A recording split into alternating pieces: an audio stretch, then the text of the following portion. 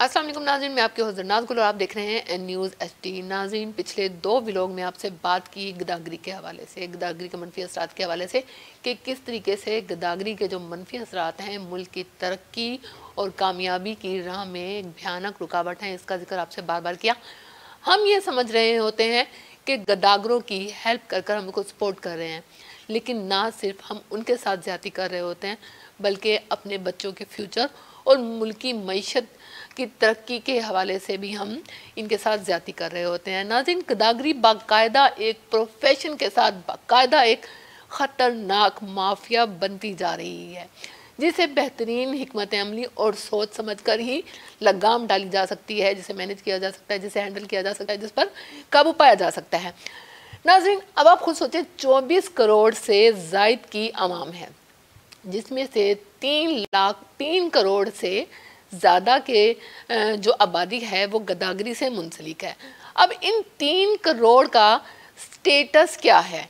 ये 3 करोड़ किस तरह से मुल्क की मईशत के लिए, इसकी कामयाबी के लिए, या आपके बच्चों के फ्यूचर के लिए, या मुल्क और कौम के फ्यूचर के लिए ख़तरनाक साबित हो सकते हैं, असरअंदाज हो रहे हैं, उसके हवाले से बात करेंगे। अब नाज़रीन, मैं आपसे ये कहना चाहूँगी कि अब मुझे आपकी तवज्जो की ज़रूरत है। इस वीडियो को देखने के लिए लाजमी इस वीडियो को पूरा देखें, क्योंकि मुझे पता है, आप भी जानते हैं, सभी जानते हैं कि इस किस्म के जो मौज़ूआत हैं वो खुश्क होते हैं, दिलचस्पी से आरी होते हैं, उनको लोग देखते नहीं हैं। लेकिन अपने मुल्क और कौम की मईशत की तरक्की के लिए, अपने बच्चों के फ्यूचर के लिए गदागरी को समझना होगा, गदागरों की तर्ज ज़िंदगी को समझना होगा कि किस तरीके से ये रुकावट बन रहे हैं मुल्क और कौम की तरक्की के हवाले से। नाज़रीन, 3 करोड़ से ज़ायद जो गदागर हैं हमारे ही पाकिस्तान के शहरी हैं, जो कि गद्दागरी के पेशे से मुंसलिक होने के जो असरात हैं, उनकी जो जहनी हालत हैं, उनकी जो जहन साजी है, वो पस्ती की तरफ गामजन हो जाती है, और जो उनकी इखलाकी अक़दार हैं वो बिल्कुल गिर कर रह जाती हैं। इज़्ज़त नफ्स और ख़ुद एतमादी जो है वो मुतासिर होती है। तो ज़ाहिर बात है, जब इज़्ज़त नफ्स और ख़ुद एतमादी की कमी या ज़्यादती की बात, उनकी जो जहनी कंडीशन है, जो अखलाकियात हैं, अखलाकी इक़दार हैं, वो पस्त हो जाते हैं, वो बहुत गिर जाते हैं, और इस वजह से पैदा होता है जुर्म और मुजरिम।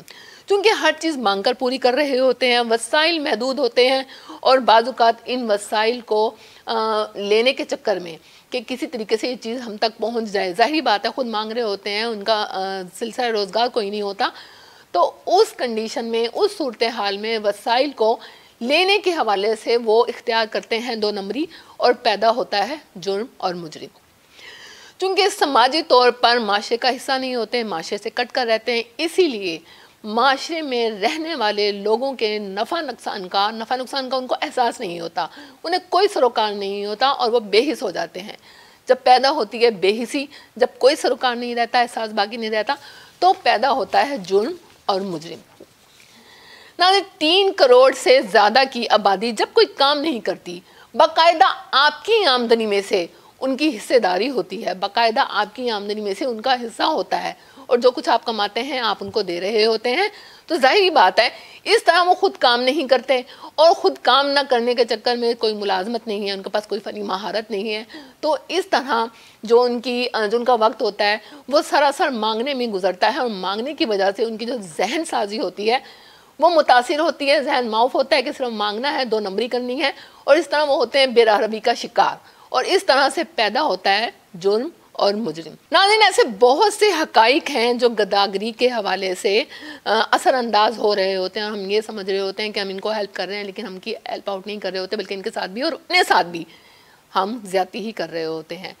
सिर्फ मांग कर ज़रूरत पूरी करते हैं, तालीम और फ़नी महारतें, इनकी कोई अहमियत नहीं होती, इनका एहसास नहीं होता कि हमें तालीम हासिल करनी है, तालीम हासिल करने के बाद हमें मुलाजमत करनी है।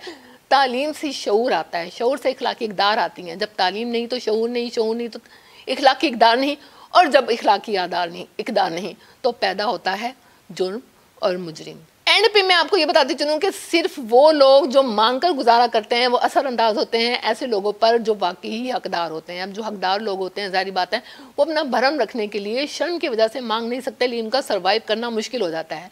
लेकिन ऐसे ही लोगों की वजह से जब उनका हक माना जाता है, उनकी ज़रूरियात पूरी नहीं होती, तो फिर पैदा होता है जुर्म और मुजरिम।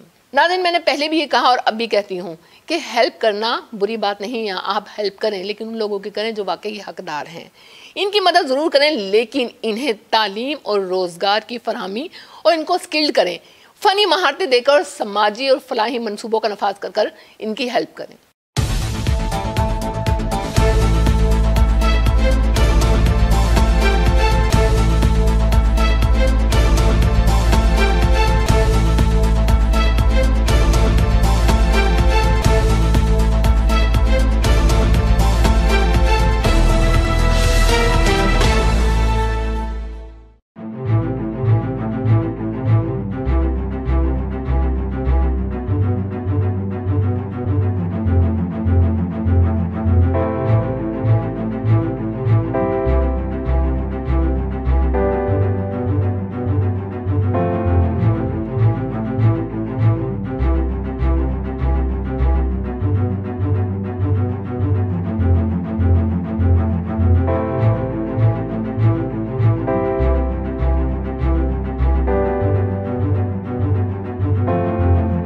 बीमारियों का आपस में रिलेशन, ये दो तरफा रिलेशन है। सही। अगर बच्चे का वजन ही कम होगा, उसकी बनावट, उसके फेफड़ों की, उसके अंदरूनी अज़ा की बनावट ही पूरी नहीं